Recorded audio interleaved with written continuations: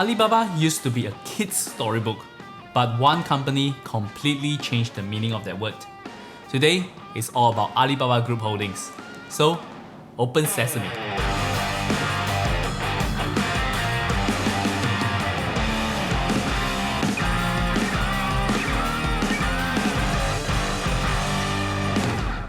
Hi guys, Stanley here. I am the editor of valueinvestasia.com, an investment portal giving you key research on stocks listed in Asia and the US market. Today, I'd like to investigate into one of the largest company in Asia, and this is a company that I have invested in, Alibaba Group Holdings. This company shares the crown with Tencent Holding as the only two Asian companies with a market cap of above 500 billion US dollars. But how did Alibaba grow to become the gorilla it is today? And how can it continue to grow in the future? Let's start at the beginning. We cannot talk about Alibaba Group without talking about its key founder, Jack Ma. Jack Ma, or Ma Yun, is originally an English teacher teaching in the Hangzhou Institute of Electronics and Engineering during the late 1980s. And of course, he was very determined to become an entrepreneur, and he started his first company, Hypo Translation Agency, in the early 90s. This is supposed to be an English translation service provider. However, business was not great, and it was reported that he has to sell flowers and gifts on the site just to keep the business afloat. All that changed in 1995 when Jack Ma got to travel to the US. It was the point where he discovered the internet, and what he saw blew him away, and he started his next company right after the visit. He named it China Pages. It is a web developer that helped Chinese businesses create an English website so that foreign customers can find them. It was at a time when the general public has no access to the internet at all in China. Business slowly took off but faces very strong competition. His success has caught the attention of the government. By 1998, he left the business and joined as the head of a state-owned enterprise which focused in the internet. But he did not stay there for long. Just a year later, he convinced 17 of his team members to quit together and went back to Hangzhou to start Alibaba in an apartment building. It was there that they started Alibaba.com, a business-to-business or B2B marketplace that links Chinese manufacturers to buyers around the world. The business landed a big win in the year 2000 when it raised 20 million US dollars, led by the famous investment firm SoftBank. The fund ensured the survival of the company after the dot-com bust, and by 2002, the company became cash flow positive. But around the same time, eBay has entered into the China market with a local partner. So in order to compete with eBay, Jack Ma brought a secret team back to the original apartment to work on their own version of a consumer-to-consumer or C2C marketplace. This is very similar to the story of Steve Jobs having to have his pirate team away from the Apple HQ when they created the first Macintosh project. And by 2003, they launched Taobao, their very own C2C marketplace. They have an intense battle with eBay over the next few years, and the whole story is fascinating, and we can talk about it in detail in future.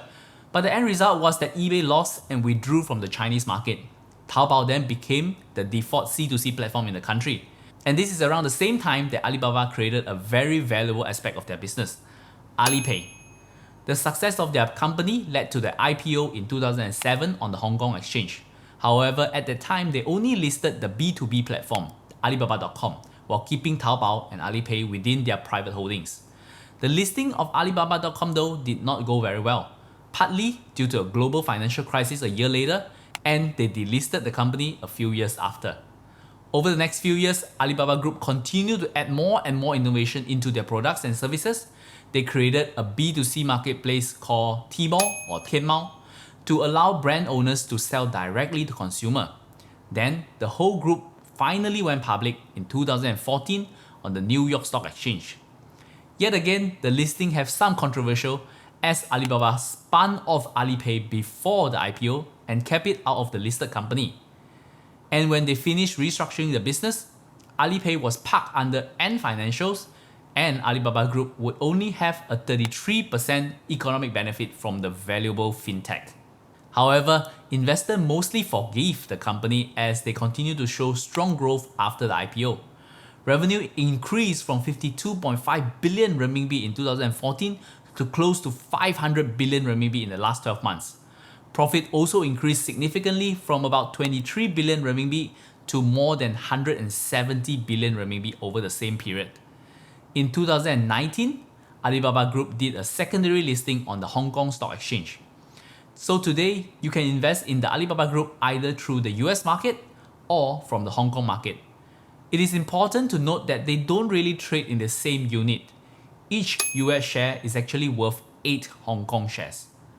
During the past few years, Alibaba has moved into other aspects of the business such as video streaming, content creation, cloud computing, and international expansion as well.